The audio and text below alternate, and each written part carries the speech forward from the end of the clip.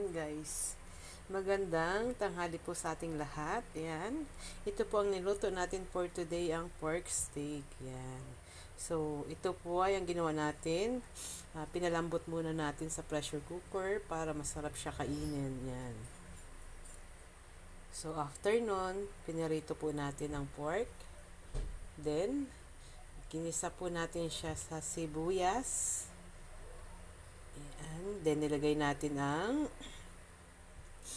po natin ang pork. Then, nilagyan po natin ng konting pampalasa, mga seasonings. Ayan. Ayan guys. So, ang naging resulta, ito po, nilagyan po natin to ng onion, white onion. Ayan guys. So, ito po ang ulam natin for today. Ayan guys. Kaninang umaga, nagluto tayo ng spaghetti. Then ngayon, ito naman po ang ating tanghalian. Ayan po. Ayan. So, looking yummy.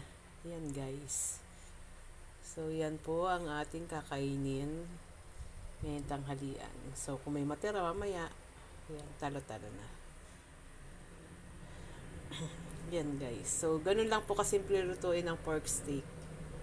At nilagyan, binabad ko po pala ito sa kalamansi and toyo. Ayan. Para po mas malinamnam ang naging resulta ng ating pagkakaluto ng pork. So, malinamnam naman siya. So, ayan po.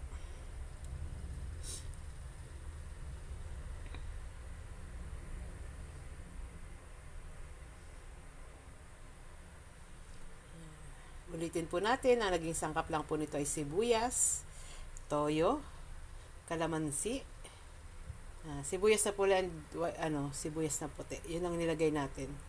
So, yan po. Nilagyan natin ng konting tubig. Yan.